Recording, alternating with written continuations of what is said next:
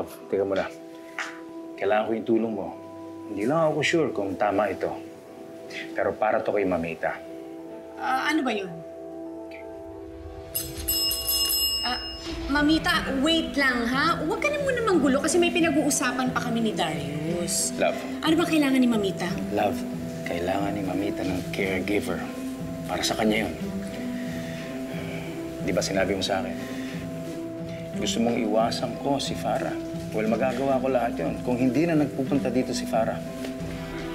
Bakit hindi mo na lang paalisin si Farah?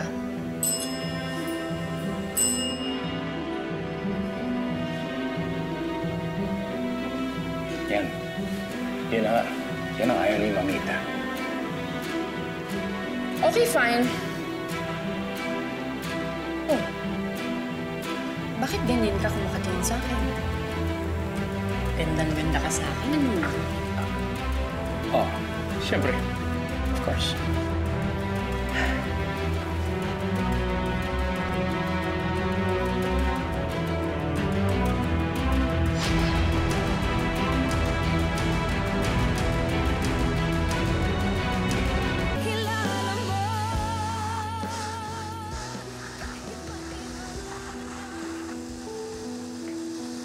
Manang, mukhang good mood tayo ah.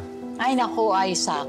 Feeling ko, makakabawi na rin ako sa nangyari kay Mama Sol. Malilinis ko na yung pangalan ko at ni Apo Berta. Oh, akala ko ba hindi na kayo sasaw-saw sa mga issue rito? Bakit? Sumagot lang naman ako sa tanong ni Sir Darius At tama ka. Mukha talaga hindi galit si Ma'am Ason kay Apo Berta. Bakit ka mo? Kasi pati si Sir Darius, pinapahanap niya si Apo Berta. Nahihiwagaan na talaga ako sa espiritista na yan, Manang ah. Ako rin. Ano kaya alam niya, no? Pero di bale, hayaan ko na si Sir Darius ang dumiskarte doon. At ako, interpreter na lang ako ni Ma'am Ason. Okay yan. Tamang distansya lang. Kapag nalaman ni Ma'am Lucy, napo, baka ikaw naman ang pag-iinitan yan. So true. Pero ito pa, alam mo ba na nagtataka na si Sir Darius sa ugali ni Ma'am Lucy? Aba, tinatanong ba naman ako kung meron daw ba ako napapansin sa ugali ng asawa niya? Anong sabi niyo? Hindi ko ano yung napapansin natin. Bro, ilang araw na lang talaga mukhang hindi na ako makakabalik sa katawan ko. Bro, marami pang pwedeng mangyari. Malay mo makonsensya si Farah at ibalik yung kaluluwa niyo sa dating yung katawan. Malabo na yon. Nakita ko. Iniisip niya talaga na anak niya si Cheska at asawa niya si Darius. Iniisip niya na buhay na niya yung buhay ko at hindi niya bibitawan yun. Si Apo Berta na lang talaga ang pag-asa ko eh.